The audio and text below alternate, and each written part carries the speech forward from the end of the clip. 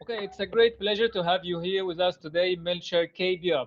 Can you introduce yourself and your business? Hi, good morning to good day to everyone. I'm Melchor Cayabyab.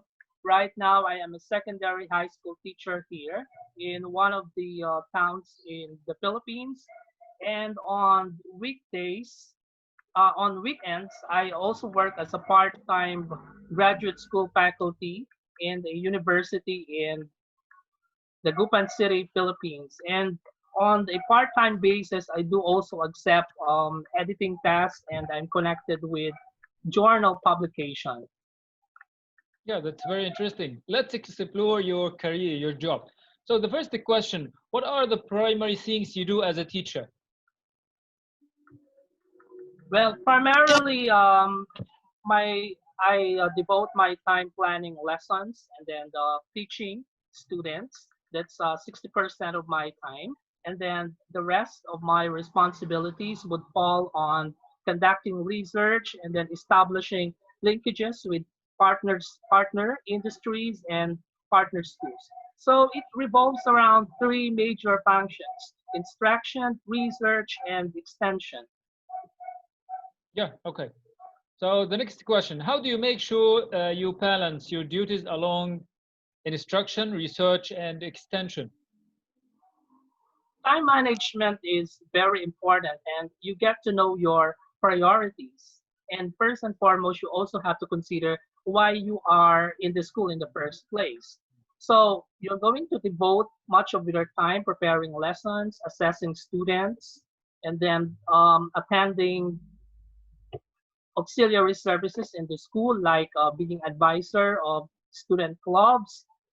And aside from that, you also have to take note that apart from teaching, you also have to engage in research for you to master your craft, and at the same time get to know, study the dynamics that's happening in your classroom. So it's about time management, and you always bear in mind that you don't only exist in the school to teach. You also have other functions to do, like engaging in research and at the same time encouraging support from possible partners. Yeah, okay.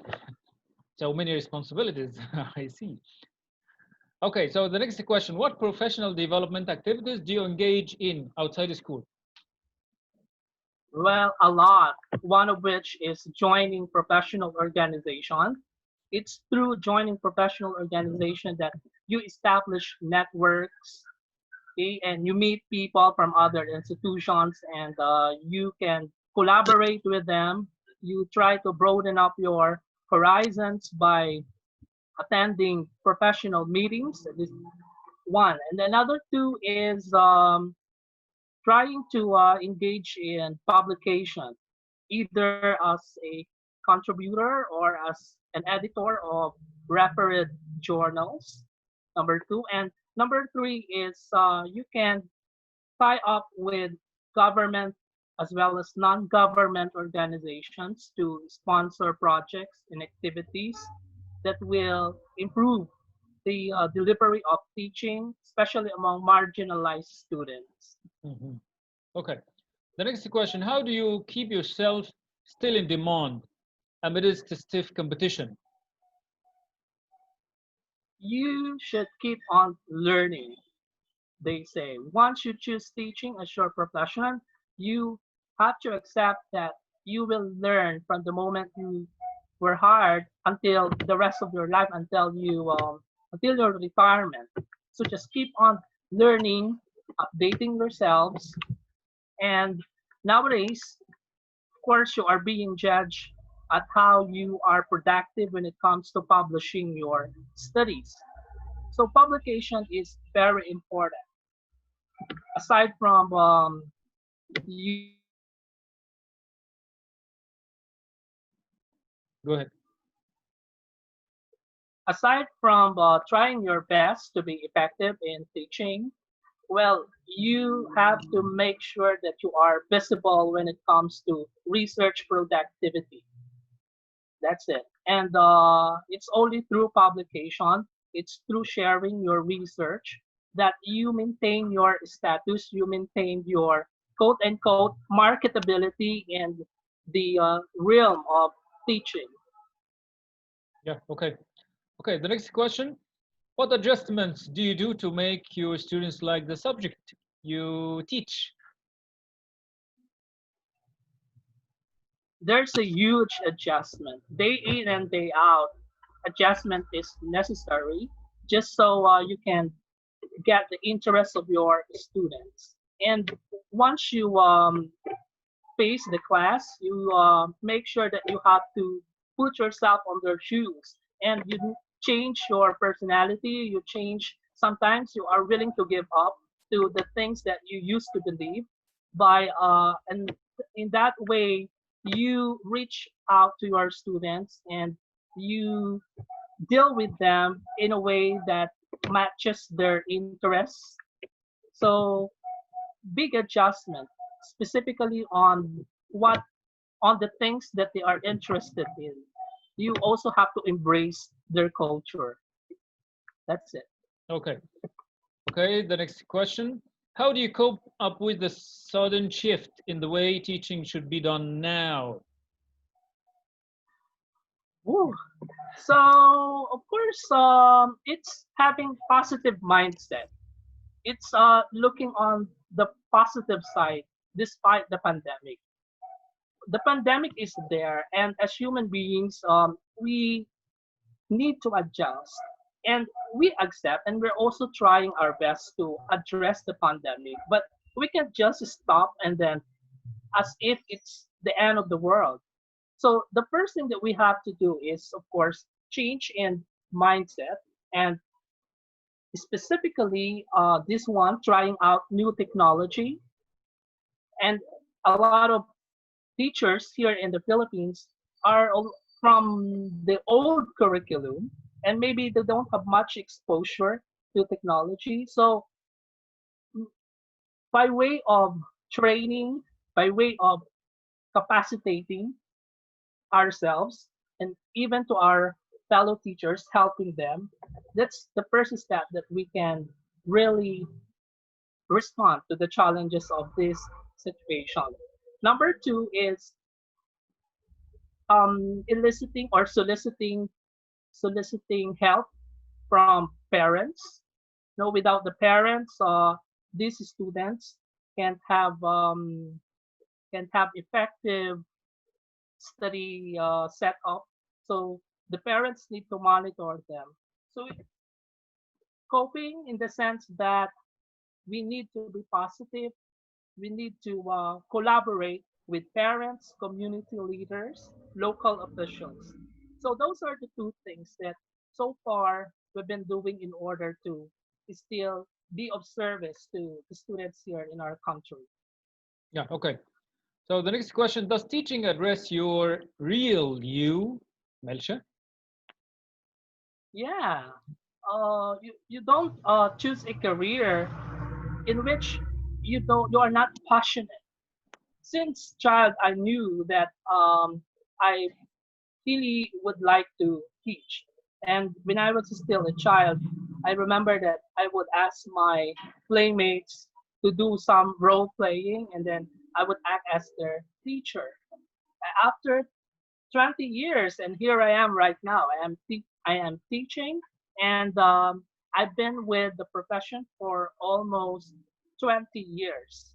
So I guess I am satisfied and I'm happy with the profession. That's why I'm still here, continuing the service. Okay. Okay, do you find teaching a space to fulfill yourself and release your energy? Yeah, teaching is fulfilling but challenging. It's like a roller coaster ride. Sometimes you are frustrated at the results of the test. Sometimes you are down, you are low because you see your students not actively participating. But in that situation, challenge comes in. That's where your creativity, your craft, your background on psychology, background on education will come in, and try to find ways in order that you turn these down moments into opportunities that will foster growth and development, not only to yourself, but to your students as well. Okay. Does teaching help teachers to show the real worth?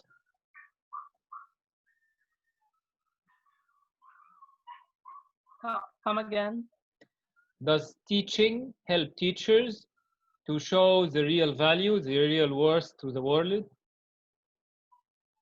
Yes, because first and foremost, teaching requires love. And in order, yeah, teaching requires love. Imagine you are dealing with students whom you don't have any relation at all, but you are opening up yourself in order to understand them, in order to cater to their needs. Say you are teaching 50 students, you accept the various background of these students, and you can only do that through love. And love is what the world needs right now.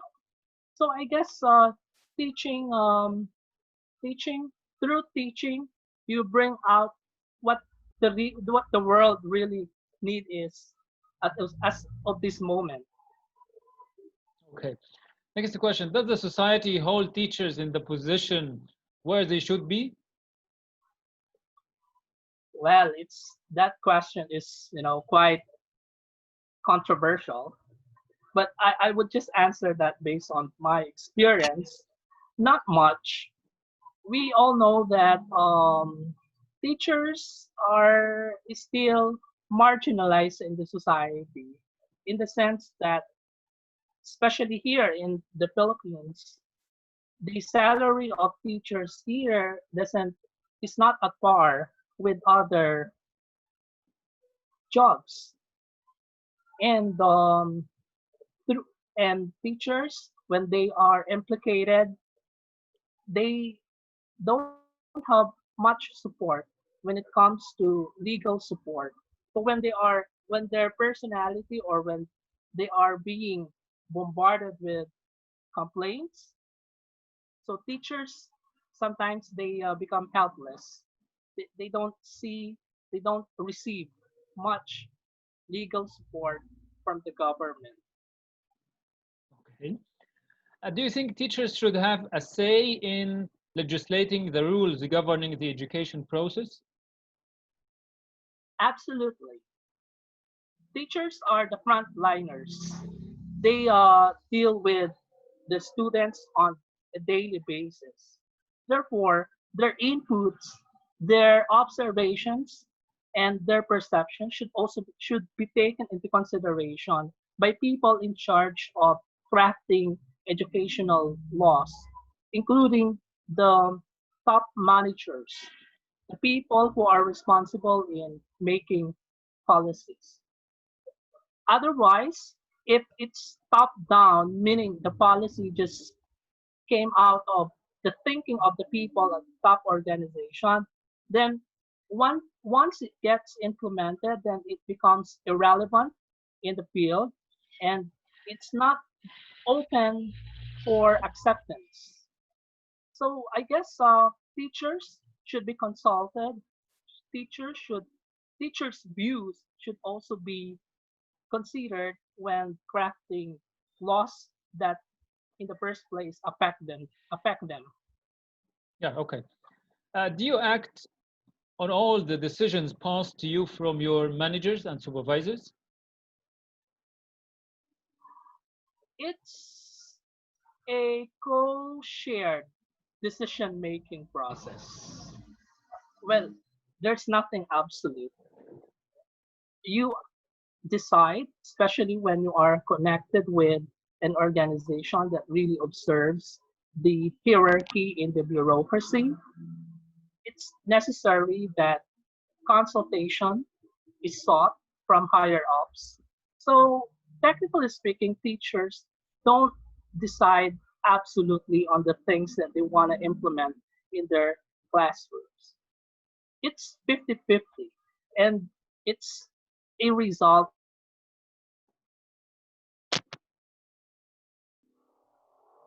50-50. in the sense that there should be a consultation between the supervisor and the teacher. Okay.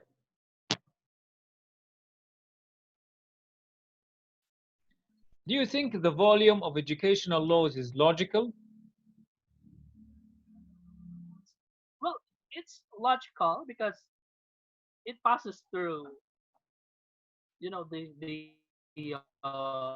passes through the scrutiny of the lawmakers and policymakers.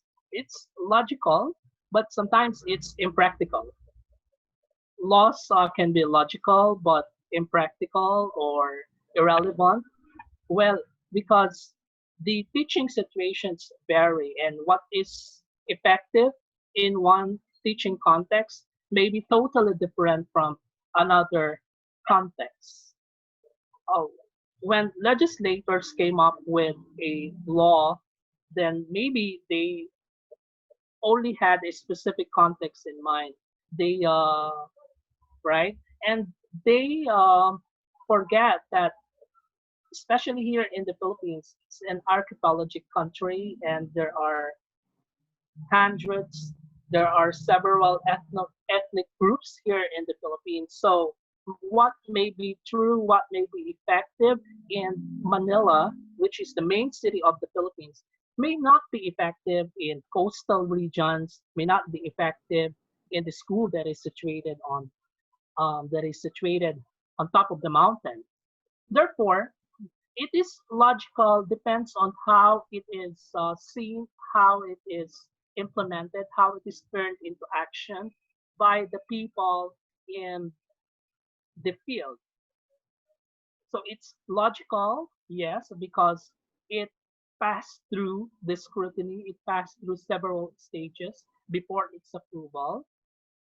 At the school level, it can be logical depending on how the implementers in the school adjust to make it practical, to make it implementable. Okay. So you have been a teacher for some time now. How does teaching affect your personality? What did you learn as a person from being a teacher?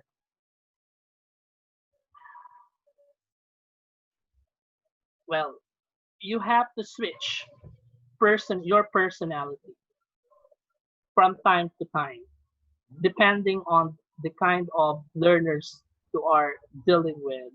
And in real life, I don't have much patience, truly. But when I'm inside the classroom, self control is always at the back of my mind and always telling me, Melchor, you have to control yourself, right? So, yeah, teaching brings me new persona. And I don't really make myself close in a way that I am the same Melchor when facing with this kind of learners. For example, when you are teaching high school and then you are teaching adult learners, then you also vary. You also vary the dynamics of your personality. Maybe at the graduate school level, you can be serious and just deliver your lecture. But when you are teaching, say, grade 7, students ages say 13 to 14 years old, and you are teaching them literature, well, the situation calls for a shift. You try to sometimes you need to animate. Okay, you get to you need to animate the reading of a poem. So teaching makes my personality dynamic and sometimes unpredictable. Okay. That's been a great pleasure talking to you, Melchor, today. Thank you so much. You're welcome, and this is a great opportunity to at least collaborate with you. And I've met a new friend, and somehow I've shared what's in my mind, my thoughts about some of the issues that you raise in your questions. Thank you so much.